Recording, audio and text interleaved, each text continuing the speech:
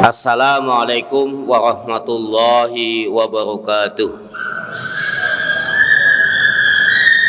Hamdalillah wa syukralillah, asyhadu an la ilaha illallah wahdahu la syarikalah wa asyhadu anna Muhammadan abduhu wa rasuluh. Allahumma shalli wa sallim wa barik ala nabiyyina Muhammadin wa ala alihi wa ashabihi ajma'in wa man tabi'ahum bi ihsanin ila yaumiddin. Amma ba'd, fa ya ayyuhal hadirun usikum wa nafsi bitaqwallah faqad fazal muttaqun. Ma'asyiral muslimin rahimakumullah, jamaah salat tarawih yang dirahmati Allah. Marilah kita terus bersyukur kehadirat Allah Subhanahu wa taala atas semua nikmat yang Allah berikan kepada kita, sehingga kita bisa menjalankan ibadah puasa pada bulan ini dan ibadah-ibadah yang lainnya di dalam bulan Ramadan ini. Mudah-mudahan ibadah kita diterima oleh Allah Subhanahu wa taala. Amin ya rabbal alamin. Melanjutkan materi pertemuan yang lalu, masih tentang bab bersyukur kepada Allah atas nikmat yang Allah berikan kepada kita. Kalau kemarin kami sampaikan, bersyukur itu pilarnya ada 3. Dalam hati mengakui bahwa setiap apa yang kita miliki adalah nikmat dari Allah, termasuk iman dan Islam. Kemudian diungkapkan dengan lisan, dikabarkan kepada yang lain, fa amma bi ni'mati rabbika fahaddits.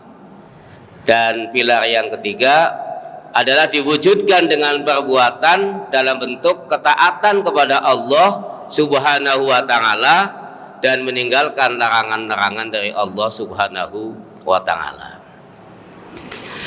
Dan marilah kita terus bersyukur kepada Allah, karena syukur adalah tingkatan yang sangat tinggi di dalam kedudukan manusia di hadapan Allah Subhanahu wa taala. Maka banyak sekali ayat-ayat yang di belakangnya diakhiri dengan kalimat bersyukur. Ada yang bentuknya syakuro, ada syakirin, ada juga yang bentuknya la'allakum tashkurun, agar kamu bersyukur. Bersyukur atas apa? Atas semua nikmat yang Allah berikan kepada kita.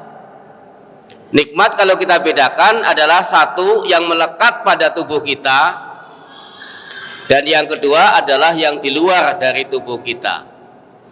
Allah ciptakan kita dalam sesempurna bentuk dari makhluk Allah yang lainnya, dengan beragam corak warna, tetapi semua menunjukkan kesempurnaan bentuk yang Allah ciptakan, yang diberi nama makhluk al-insan atau manusia.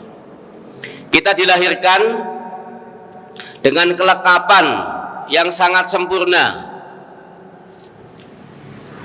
diberi tubuh, anggota badan, perasaan, pikiran, gitu ya, kecerdasan. Semua yang melekat ini adalah nikmat dari Allah yang harus kita bersyukur atas nikmat itu.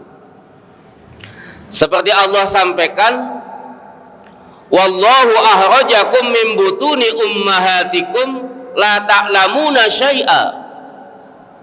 Dan Allah lah yang mengeluarkan kamu dari perut ibumu, la ta'lamuna syai'a, sedangkan kamu dalam keadaan tidak mengetahui sesuatu apapun. Wa ja'ala lakumus sam'a wal absara wal afidah. Nah, kemudian Allah jadikan untuk kamu pendengaran, kemudian wal absara, penglihatan, dan berikutnya adalah perasaan atau hati. Jadi kalau kita simak ayat ini, bayi itu indera yang muncul pertama adalah pendengaran. Makanya kita supaya memperdengarkan kalimat-kalimat thayyibah. yang antara lain dengan lafal azan misalnya. Jadi Bu Haji, sekalipun dalam pandangan orang dewasa mungkin dikira belum memiliki kepekaan, sebenarnya dia sudah diberi pendengaran oleh Allah. Maka perbanyaklah perdengarkan kalimat-kalimat yang baik, seperti suara-suara bacaan dari Al-Quran. Yang kemudian Allah sempurnakan jasad kita dengan penglihatan, sehingga kita bisa melihat yang ada di sekeliling kita. Wal afidah, Allah sempurnakan lagi dengan hati, dengan perasaan, merasa. Nah, semua itu Allah ciptakan untuk kita sebagai sebuah kenikmatan. Di belakangnya ada kalimat wala'allakum tashkurun, agar kamu itu bersyukur. Jadi supaya kita mensyukuri setiap kenikmatan yang Allah berikan kepada kita.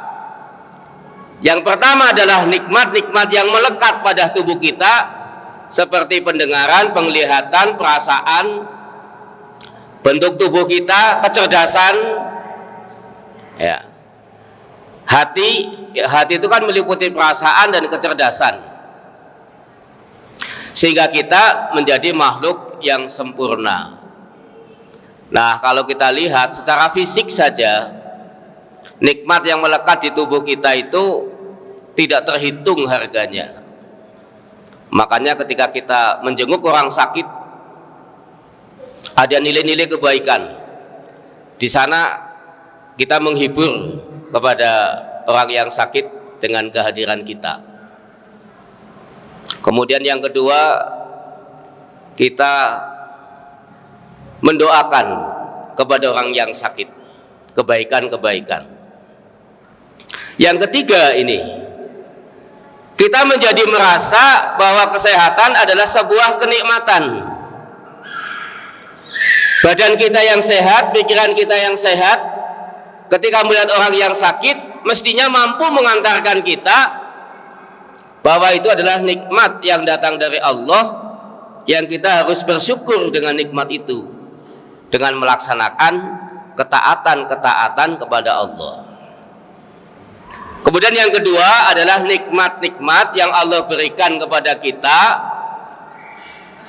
yang di luar tubuh kita. Kita diberi pakaian, makanan, keluarga, anak, istri, saudara, rumah, kendaraan, sawah, ladang, dan lain sebagainya yang Allah berikan kepada kita. Yang itu semua mestinya kita mensyukuri, menginfakkan sebagiannya di jalan Allah. Ada infak wajib yang pakai hitungan yang namanya zakat. Itu infak wajib minimal yang dibayarkan dalam 1 tahun atau haul, yang besaran sudah ditentukan berdasarkan nisab. Nisab itu batas mulai kena wajib zakat. Nilasismu sangat semangat melayani kita semua, sampai hari Ahad saja buka. Itu karena melayani jamaah agar bisa menjalankan, mensyukuri nikmat yang Allah berikan di luar tubuh ini dengan zakat. Itu infak yang wajib. Kemudian yang lainnya, yang ukurannya bukan nisab, bukan haul, tapi ukurannya adalah kemampuan dan kemauan. Ukurannya kemampuan dan kemauan.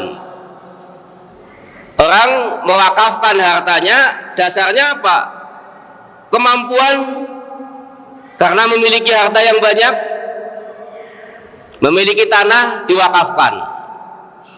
Kemauan untuk melepas sebagian kekayaannya di jalan Allah. Jadi kemampuan dan kemauan. Banyak orang yang mampu tapi belum ada kemauan. Dan banyak orang yang punya keinginan tapi belum ada kemampuan.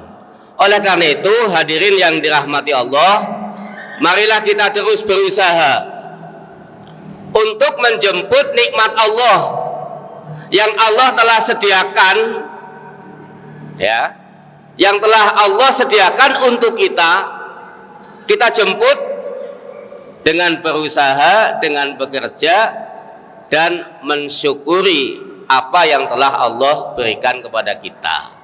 Seperti kemarin telah kita bahas bahwa nikmat Allah itu digantung dengan bersyukur. La in syakartum la azidannakum. Apabila kamu itu bersyukur, maka akan aku tambahkan nikmatku untukmu. Jadi seberapa banyak Allah akan memberikan kenikmatan kepada kita, ya seberapa banyak kita bisa bersyukur atas nikmat yang telah Allah berikan kepada kita. Demikian, mudah-mudahan bermanfaat. Billahi taufiq wal hidayah. Wassalamualaikum warahmatullahi wabarakatuh.